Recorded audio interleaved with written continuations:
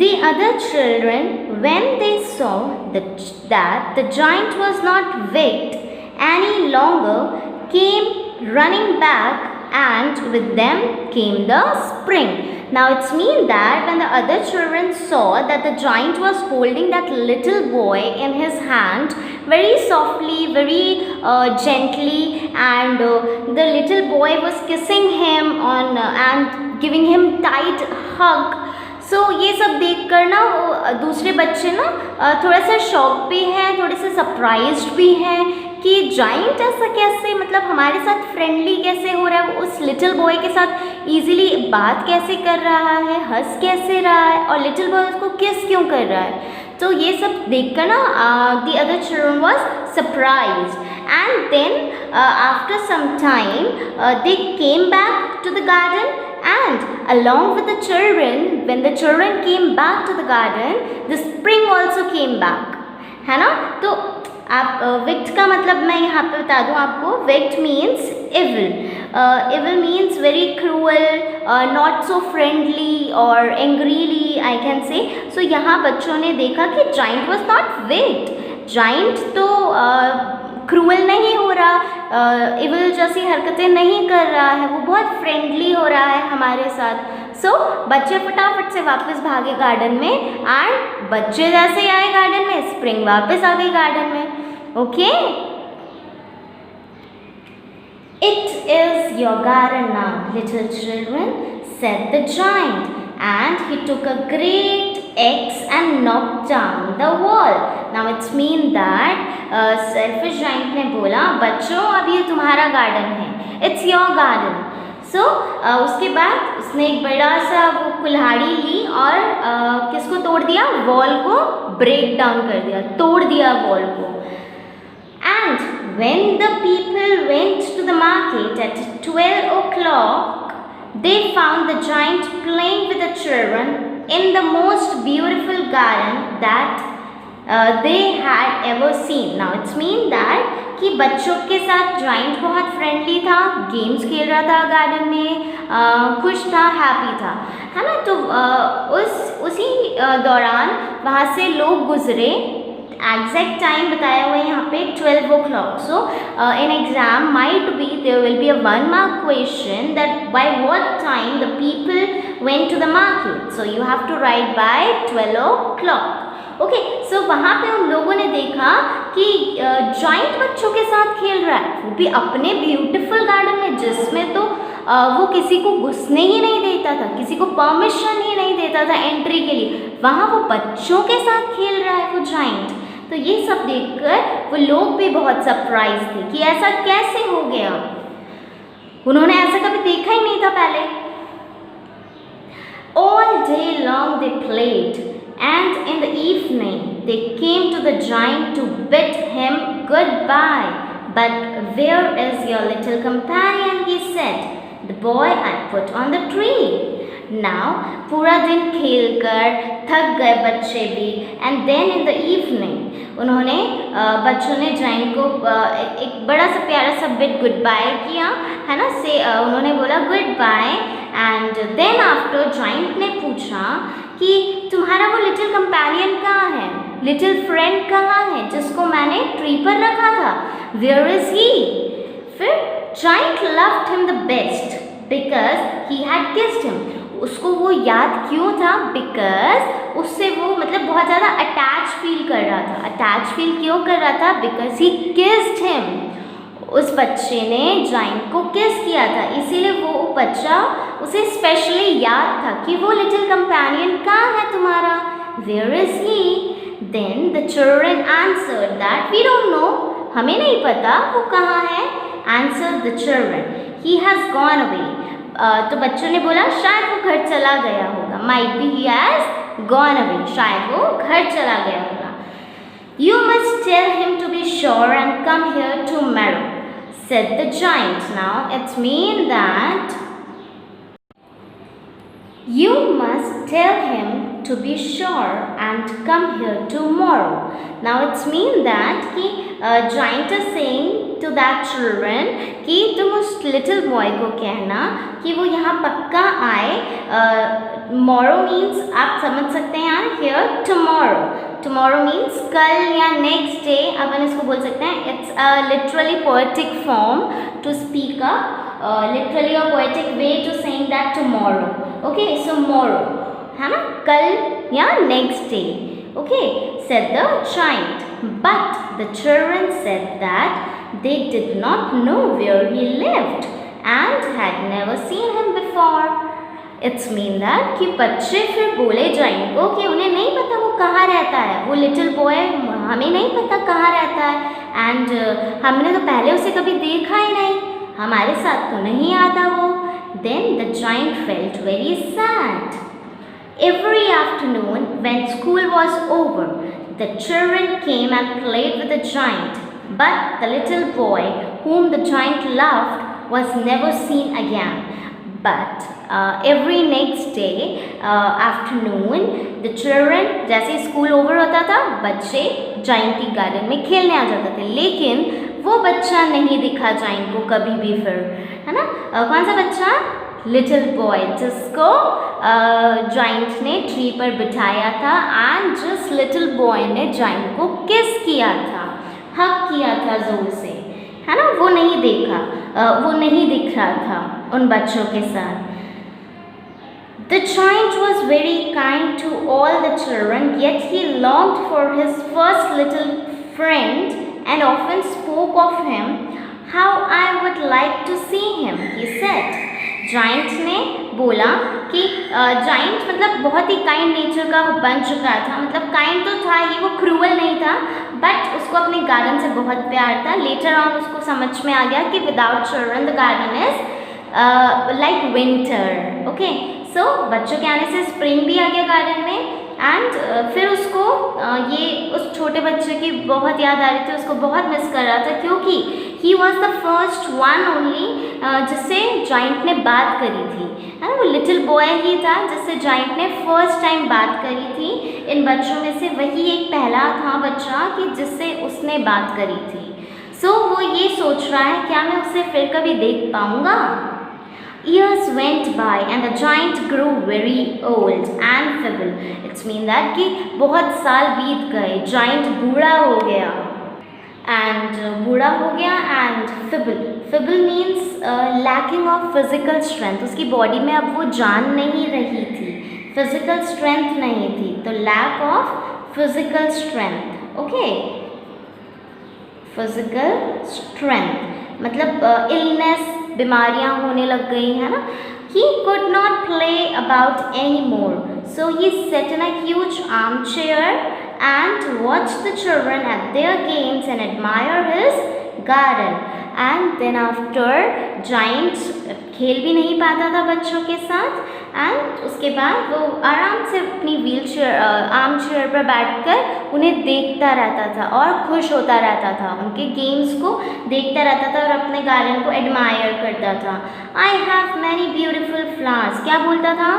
I have many beautiful flowers, he said, but the children are the most beautiful flowers of all. But उसने क्या mention किया कि children बहुत, मतलब children और भी ज़्यादा ब्यूटीफुल है इन फ्लावर्स से, मतलब फ्लावर्स से बच्चों को कंपेयर किया है यहाँ पे. So underline this line, I have many beautiful flowers, he said, but the children are the most beautiful flowers of all. इन सब में से वो गार्डन में चिल्ड्रन को भी, मतलब बच्चों को भी फ्लावर ही समझ रहा है, एंड वो क्या बोल रहा है, बच्चे बहुत ब्यूटीफुल फ्लावर है मेरे लिए, है ना. One winter morning he looked out of his window as he was dressing. जब वो तैयार हो रहा था एक विंटर मॉर्निंग में, उसने अपने विंडो के बाहर देखा. He did not hate the winter, he did not hate the winter, no, for he knew that it was merely the spring asleep. उसको पता था कि इसके बाद तो स्प्रिंग आ ही जाएगी ना, and that the flowers were resting, and जब तक flowers रेस्ट कर रहे हैं विंटर्स में, suddenly he rubbed his eyes in wonder and looked and looked. It certainly was a marvelous sight. जैसे ही उसने अपनी आईज को रब किया, उसने एक बहुत ही सुंदर सा नज़ारा देखा। मार्वलस मीन्स बहुत सुंदर। You can write over here, marvelous means extremely good and pleasant, मतलब आँखों को शांति देने वाला वो नज़ारा था, है ना। सो उसने क्या देखा, अब आगे देखते हैं। In the farthest corner of the garden was a little quiet covered with lovely white blossoms. Its branches were all golden and silver fruit hung down from them, and underneath it stood the little boy he had loved. Now it's mean that कि वो दूर corner में, आपको याद है जहाँ पे वो बच्चा खड़ा था उस पेड़ के नीचे, पहले लिटिल बॉय जिसको बहुत मिस कर रहा था, एंड उस कॉर्नर में उसने देखा ट्री कवर्ड है किससे, वाइट फ्लावर से। ट्री किससे कवर्ड है, वाइट फ्लावर से, एंड उसकी ब्रांचेस जो है पूरी गोल्डन हो चुकी हैं, एंड उस पर सिल्वर फ्रूट्स हैंग डाउन कर रहे हैं, मतलब नीचे लटक रहे हैं सिल्वर कलर के फ्रूट्स। एंड उसके नीचे कौन खड़ा था, वही लिटिल बॉय जिसको वो बहुत मिस कर रहा था। तो उस पेड़ के नीचे जहाँ पे वाइट फ्लावर्स थे, है ना, वाइट ब्लॉसम्स थी, एंड ब्रांचेस कैसी थी, गोल्डन, फ्रूट्स कैसे लटक रहे थे, सिल्वर कलर के फ्रूट्स, एंड उसके नीचे कौन खड़ा था, अ लिटिल बॉय। आगे देखते हैं। Downstairs ran the giant in great joy and out into the garden. वो तेजी से भागा, है ना, नीचे उतरा, वो अपने जिस विंडो से देख रहा था वहाँ से नीचे उतरा फटाफट से, है ना, और तेजी से अपने गार्डन में भागा। He hastened across the grass and came near to the child. वो hasten means write down, hasten means very quickly, है ना, very hurriedly, तो moved very quickly मतलब बहुत तेज़ी से भागा, moved very quickly, ओके। सो बहुत तेज़ी से भागता हुआ अपने गार्डन में आया एंड उस बच्चे के पास में आके खड़ा हो गया। क्योंकि हमें भी लाइक कोई चीज़ कितने दिनों के बाद अगर हम देखते हैं वो चीज़ जिसको हम बहुत ही ज़्यादा मिस कर रहे हैं, किसी से मिलना होता है, तो हम कैसे तेज़ी से भागते हैं ना, कितनी ज़ोर से भागते हैं। तो सेम एज इट इज़ वो जाइंट भी भागा, उस बच्चे के पास गया। And when he came quite close his face grew red in anger. जब वो उस बच्चे के पास गया तो उसका चेहरा, किसका, जाइंट का चेहरा गुस्से से लाल हो गया। जाइंट को गुस्सा आ गया। यहाँ पे जाइंट को गुस्सा क्यों आया देखते हैं। And he said, who had dare to wound thee. Now it's mean that who has dare to wound you.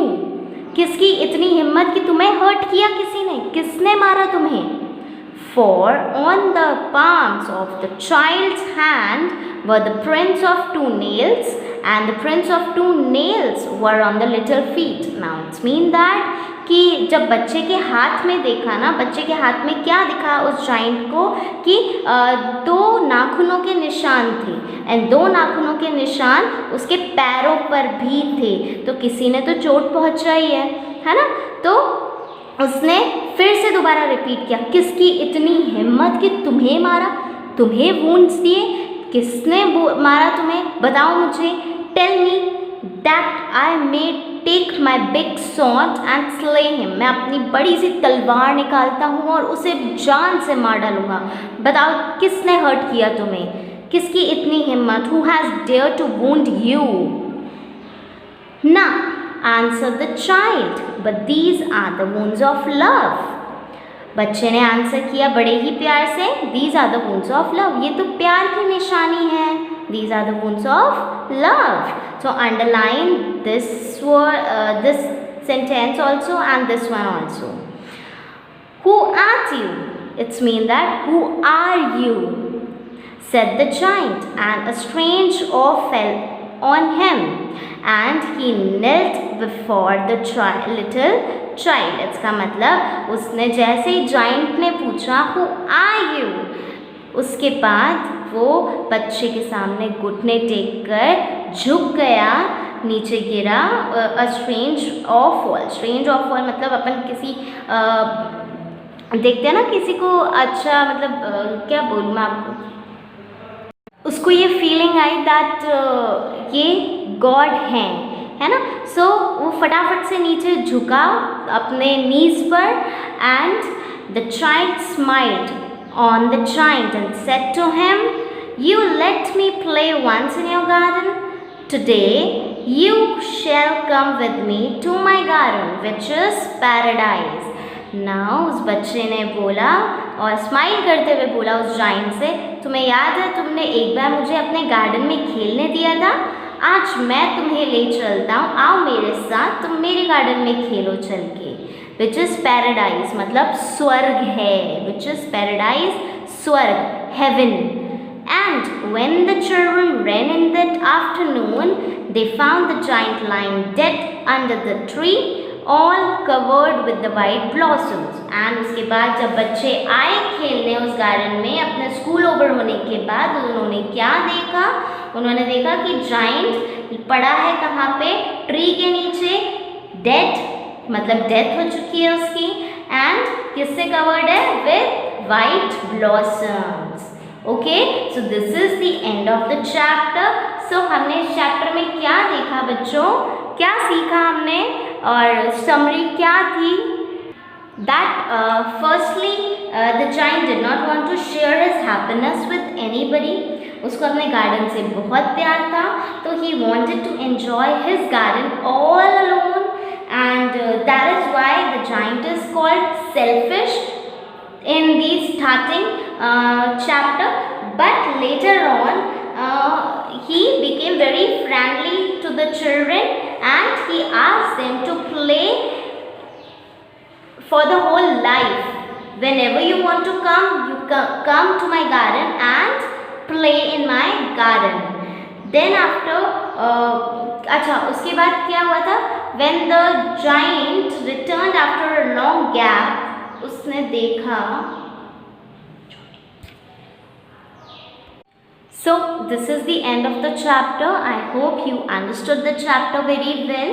Once again read out the chapter thoroughly and समझने की कोशिश करना, सब कुछ समझ में आ जाएगा। It's not a difficult chapter, easy going आ जाएगा आपको समझ में। And please try to solve these answers, questions अपनी लैंग्वेज में लिखना आंसर्स सारे, else I'll come up with the question answers in my next video.